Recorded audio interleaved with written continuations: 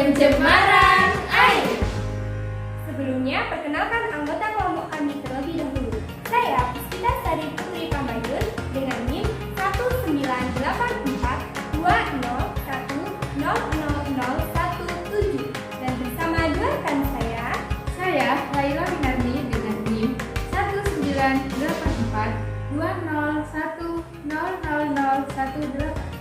Saya Kofifatul Muamalah dengan NIM 19842010003. Mari kita simak video simulasi pembelajaran berikut ini. Assalamualaikum warahmatullahi wabarakatuh. Selamat pagi semuanya. Sebelum kita memulai pembelajaran pada pagi hari ini, alangkah baiknya kita berdoa terlebih dahulu. Berdoa dipimpin oleh ketua kelas. Ketua kelas, silakan maju untuk memimpin doa. Bagaimana kabar teman-teman pada pagi hari ini? Alhamdulillah, jika kabar teman-teman pada pagi hari ini baik. Apakah hari ini ada yang tidak masuk?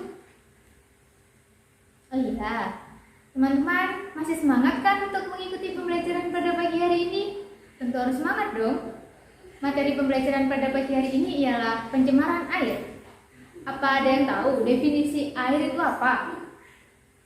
Ya, air merupakan sumber kehidupan bagi seluruh makhluk di bumi ini.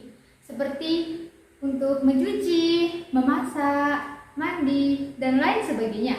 Apakah ada yang tahu ciri-ciri air bersih itu seperti apa sih? Ya, ciri-ciri air bersih itu jernih, tidak berubah baik itu warna, bau, ataupun rasanya. Apakah teman-teman pernah mendengar berita di televisi tentang fenomena luapan air yang berwarna merah dan terjadi di daerah Jawa Tengah? Fenomena apakah kejadian tersebut dan apakah penyebabnya?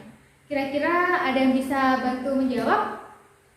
Oh iya, betul. Fenomena tersebut merupakan pencemaran air. Jadi, air dikatakan tercemar apabila air itu sudah berubah baik itu warna, bau, maupun rasanya. Sekarang coba kalian amati kembali keadaan air atau sungai di sekitar rumah kalian. Apakah air tersebut berwarna keruh atau kotor atau jernih? Kira-kira nih, jika keadaan air di rumah kalian itu kotor, bagaimana sih upaya kalian untuk dapat mendapatkan air yang bersih dan layak untuk dikonsumsi? Selanjutnya, saya akan menyampaikan indikator dan tujuan pembelajaran pada materi kali ini.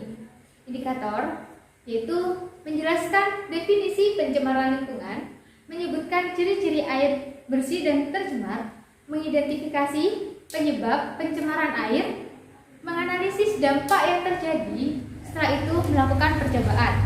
Kemudian tujuan pembelajaran pada materi kali ini ialah peserta didik mampu menjelaskan definisi pencemaran lingkungan.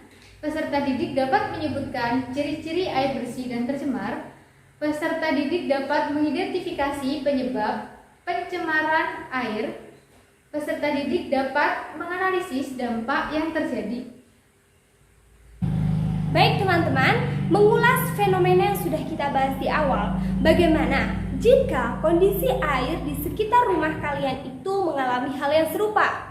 Mungkin kondisi airnya tidak jernih atau kotor, bahkan bisa juga disebut sebagai air yang tercemar. Nah, kira-kira ada yang tahu bagaimana caranya agar kita bisa mendapatkan air yang bersih sehingga layak untuk dikonsumsi?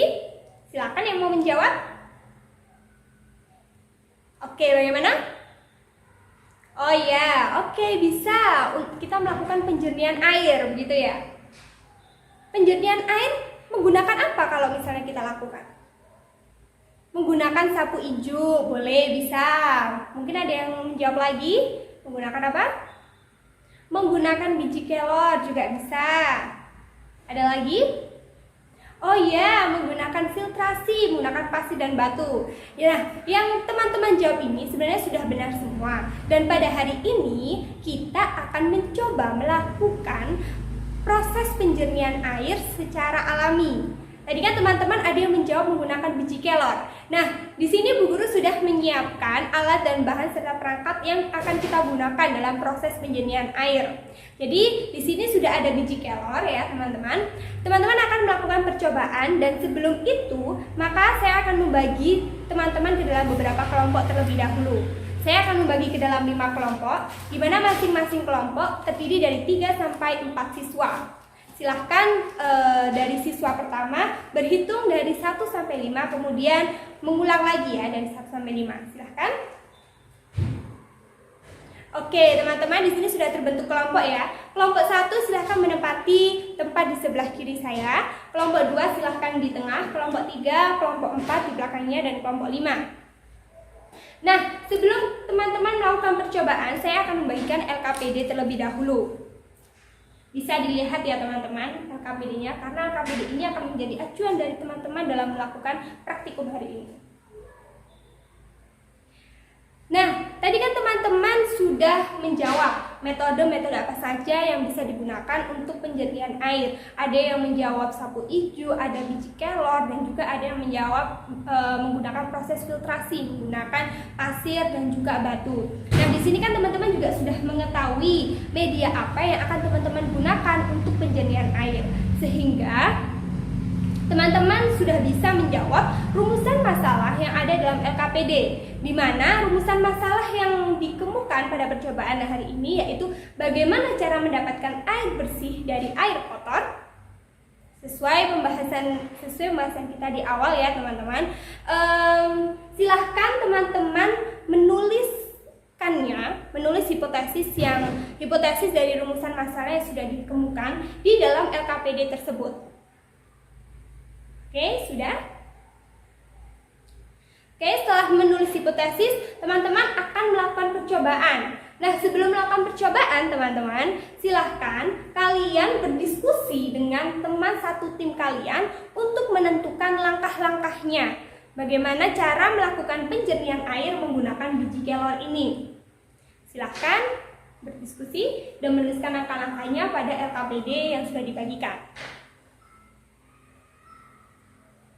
Oke, sudah semua teman-teman? Oke, jika sudah, silakan kalian melakukan percobaan sesuai dengan langkah-langkah yang kalian tulis pada LKPD. Silakan untuk bekerja sama satu tim.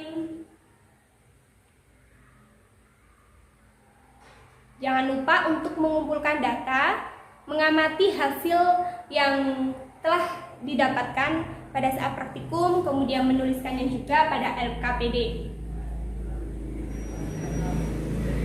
Sudah semua teman-teman? Baik, jika kalian sudah menuliskan data yang kalian dapatkan pada percobaan kali ini, silahkan selanjutnya teman-teman menjawab analisa pada bagian LKPD, di mana pada analisa tersebut terdapat 4 pertanyaan yang mengacu pada praktikum hari ini. Yang pertama, adakah zat yang tertinggal pada alat penjernih yang telah kalian buat? Kemudian yang kedua, bagaimana kualitas air yang dihasilkan? Apakah kualitas air yang dihasilkan itu merupakan air yang siap dikonsumsi? Artinya air tersebut sudah jernih, sudah bersih. Tuh, coba kalian analisa. Karena ini akan membuktikan apakah percobaan yang kalian rancang ini berhasil atau tidak. Oke, yang ketiga yaitu berdasarkan materi sebelumnya, kita kan juga sudah pernah belajar mengenai metode pemisahan campuran. Nah, proses apakah yang terjadi dalam praktikum hari ini? Jadi teman-teman ini menggunakan metode apa sih? Apakah metode filtrasi? Apakah metode koagulasi? Apakah metode lainnya? Jadi termasuk jenis metode apa proses penjernihan yang kalian buat ini? Nah, sudah. Selanjutnya yaitu pertanyaan yang keempat, yaitu apakah proses penjernihan yang kalian susun ini dapat menjadi suatu cara untuk memenuhi kebutuhan air bersih sehari-hari? Dalam artian, apakah percobaan ini bisa diterapkan dalam kehidupan sehari-hari secara nyata dalam skala kecil maupun skala besar? Nah, coba semua itu 4 pertanyaan kalian jawab berdasarkan percobaan serta diskusi dengan tim kalian masing-masing dan silahkan menuliskannya pada LKPD. Oke, setelah melakukan percobaan tersebut, masing-masing kelompok mempresentasikan hasil yang telah didapatkan. Kita mulai dari kelompok 1 dulu ya. Silakan maju kelompok 1. Terima kasih, tepuk tangannya dong. Oke, silakan kembali duduk. Ya, mari kita ulas satu persatu tentang pertanyaan di bagian analisa. Pertanyaan pertama, adakah zat yang tertinggal pada alat penjernih yang kalian buat? Ada? Oke, yaitu kotoran atau zat lain yang tercampur dalam air yang membentuk sebuah endapan. Pertanyaan kedua, bagaimana kualitas air yang dihasilkan? Apakah air hasil penyaringan tersebut merupakan air siap konsumsi? Ya, jadi kualitas air yang dihasilkan sangat baik. Air jernih terpisah dari kotoran atau zat lain yang tercampur di dalamnya. Air tersebut layak untuk dikonsumsi, namun lebih baiknya agar direbus kembali untuk menghilangkan bakteri yang tersisa. Pertanyaan ketiga, berdasarkan pada materi yang telah kalian pelajari sebelumnya, termasuk ke dalam proses apakah yang terjadi pada penjernihan air yang kalian lakukan?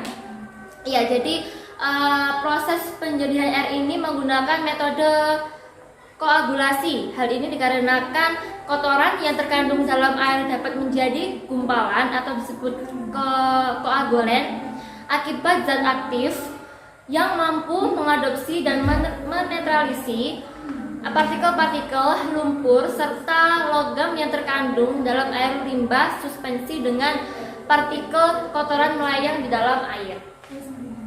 Pertanyaan keempat, apakah kegiatan yang dilakukan dapat dijadikan salah satu cara dalam memenuhi kebutuhan air bersih? Oke, penjernihan air menggunakan biji kelor dapat menjadi salah satu cara dalam memenuhi kebutuhan air bersih. Hal ini dikarenakan biji kelor sendiri mudah ditemukan di alam serta lebih aman digunakan karena berasal dari tumbuhan alami. Selain itu, penemuan yang telah dikembangkan metode penjernihan air ini menggunakan biji kelor dapat digunakan untuk menjernihkan air dalam skala besar seperti sungai, namun dengan tingkat dosis yang tinggi. Oke, dari percobaan yang kalian dapatkan, apa sih kira-kira kesimpulan percobaan tersebut? Ya, jadi dapat disimpulkan bahwa biji kelor dapat digunakan sebagai metode penjernihan air. Hal ini dikarenakan pada biji kelor tersebut mempunyai kandungan zat aktif yang mampu mengadopsi dan menetralisir partikel-partikel lumpur serta logam yang terkandung dalam air limbah suspensi dengan partikel kotoran yang melayang di dalam air. Kemudian kotoran-kotoran tersebut akan mengalami koagulasi atau penggumpalan yang sehingga didapatkan air yang bersih. Bagaimana anak-anak? Apakah ada yang ditanyakan? Oke, kalau tidak ada, sekian pembelajaran hari ini Ibu akhiri ya. Wassalamualaikum warahmatullahi wabarakatuh. Sekian simulasi pembelajaran IPA berbasis 5E dengan pokok pembahasan pencemaran air dari kelompok 4. Mohon maaf apabila ada salah kata kami akhiri.